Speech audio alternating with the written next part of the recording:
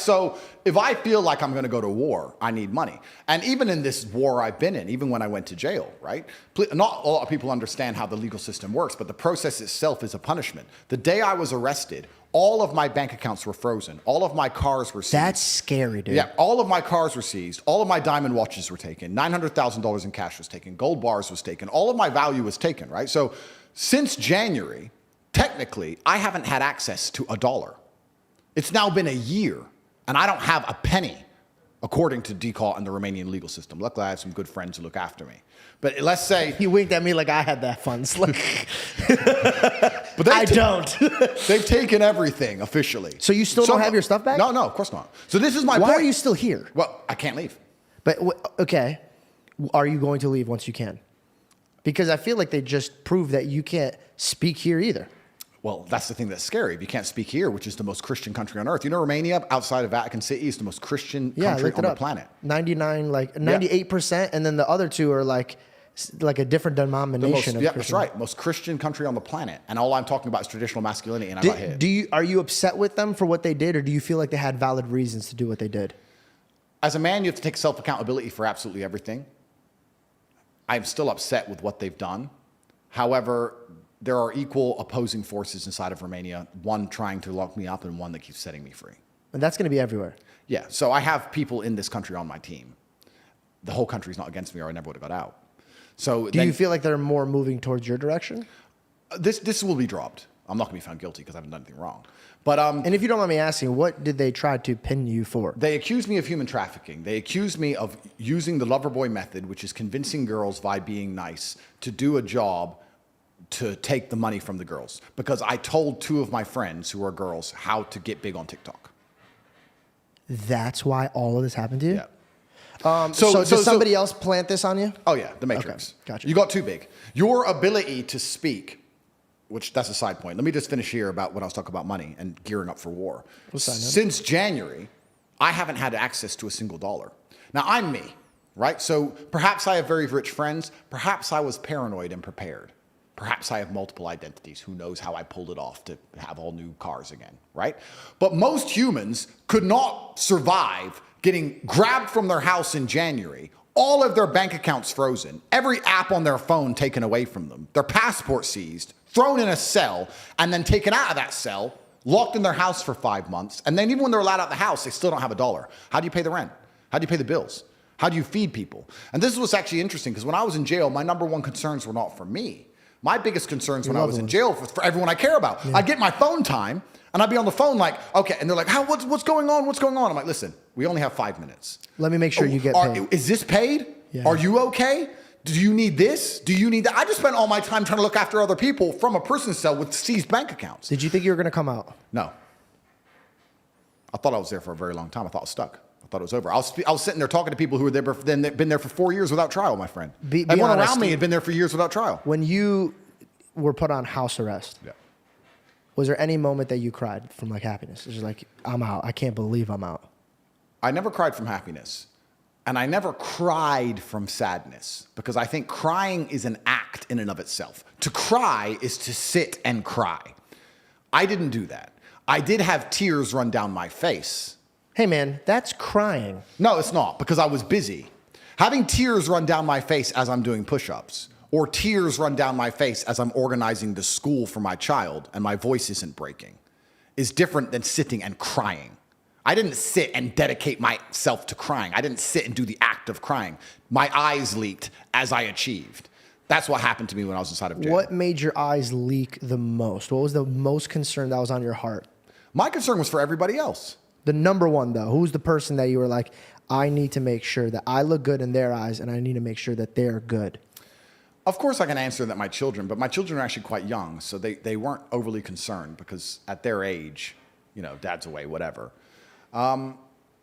I'm not entirely sure. I think it was just an overarching view of everything. And I felt a frustration because I had built this monumental empire and it got seized from me, which is a whole nother conversation we can go down when you talk about ownership and property and how the Matrix works. You don't own anything. Well, you never do.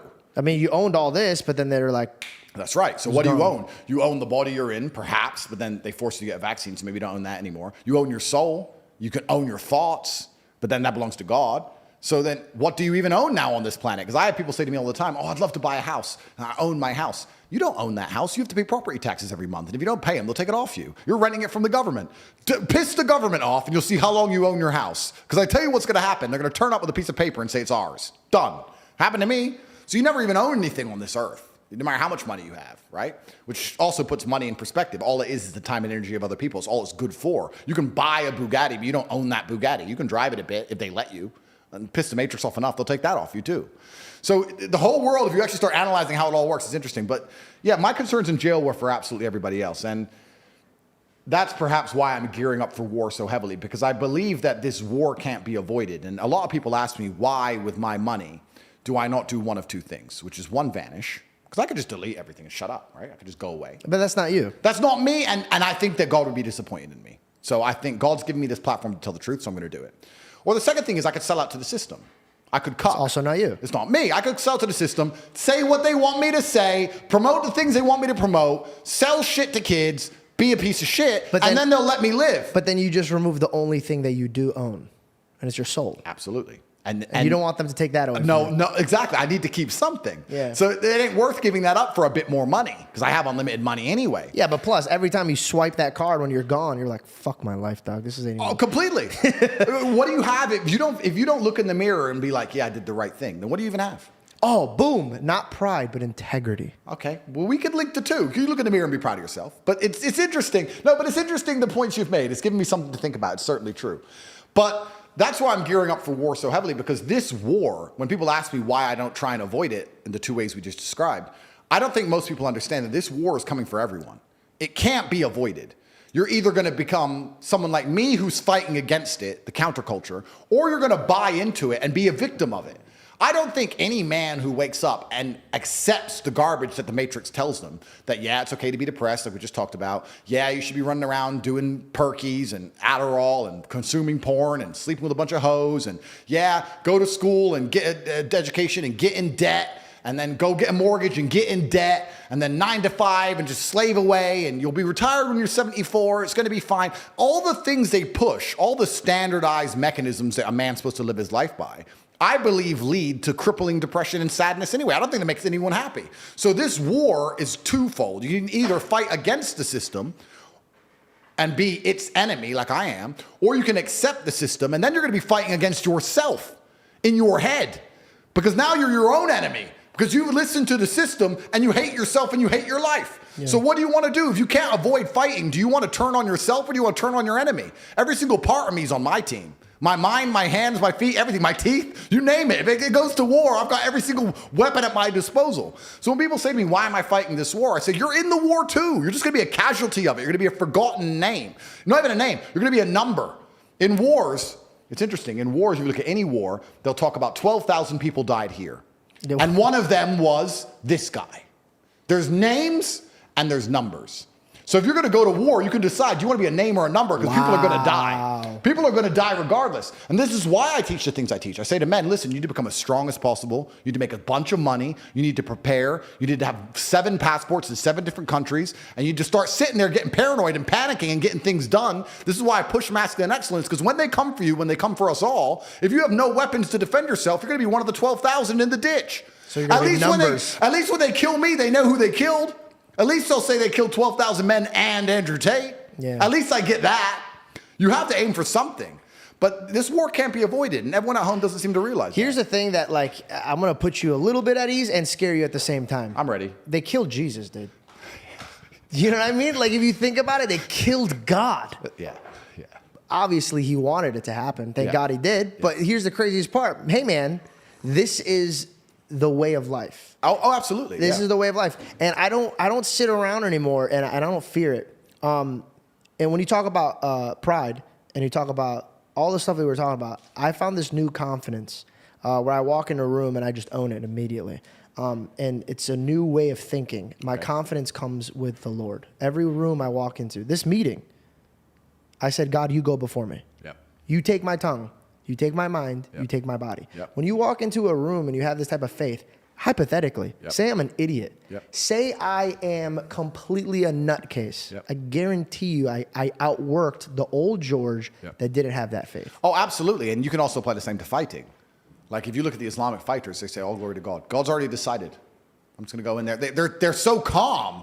Yeah, and by the way, that's scary, It's dude. super scary. Yo, if you walk into a dude and he's just super calm, that's, it doesn't care. Fuck all that. I don't even want to be here anymore. Absolutely. Yeah, like if I were to agree and if I were to do a fight now, I know that it's in God's hands. So I'd be as calm. I'd be nervous, of course, and I'd want to be nervous. But I'd know, like, look, this is in God's hands. God's already decided. Allah's the best of planners. He will decide if I need to win and destroy this man or if I need to lose and learn a lesson. Then it's up to God. That's working off of fear, not faith. Faith is so beautiful when you could use it, and fear is such a poison, bro. And I don't know if you've really hung out with people that have fear. It's an addictive personality. Oh, it's sticky. It's very sticky. Yeah. Very sticky. Have you ever watched something on TikTok or Instagram and then all day you're just thinking about it and you're like, this motherfucker can't leave my brain, dude. Yeah. I am now limiting myself on what I'm absorbing. Bro, I don't talk. I want to make this very clear. One of the best things about money is I've managed to create my reality absolutely. I don't talk to anyone I don't want to talk to. If you come to me and say, we can make $100 million, but I don't like your shirt, then you can get fucked. That's my life now. Because I don't need money and I don't like you. So that's who I am, right? So I've created my reality, absolutely. And the number one thing I will not do is talk to negative people. I don't want to hear, I don't care what your story is. I don't care what happened. If all you do is complain, you are not around me because it is sticky. It's sticky to you. It's sticky to the universe. It leaves a residue. I don't want to hear it. Everyone around me is happy.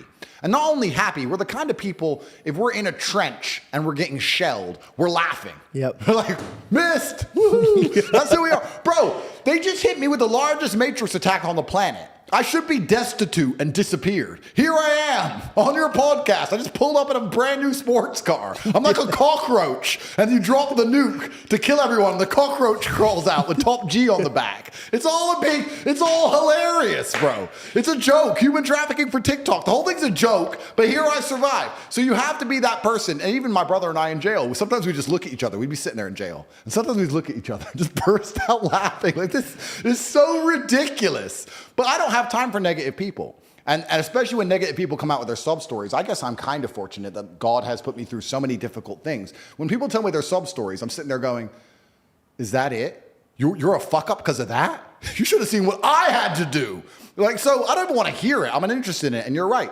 You have to be careful who you're around because you are the sum of the 5 people you spend the most time with. Yeah, you are who you hang out with. Dude, there's a reason why God says sheep. Yep. We're sheep. Yep. We're all sheep, bro. I don't need to bring up my past, but my behaviors were intolerable because of the people around me. Oh, absolutely. You are who you hang out with. My father would tell me that all the time. He'd be like, hey, cut it out, bro. Yep. You need to stop hanging out with these people that are bringing you down. You know what's interesting about that point before we move on? It's really interesting that people understand. I've never met somebody who disagrees with the point. You are the person who you are the sum of the people you spend the most time with. Yeah. Everyone agrees with that. But then they hang around with dickheads. Well, you know why? Where's the disconnect between those 2 points? Because people like for other people to feel bad for them.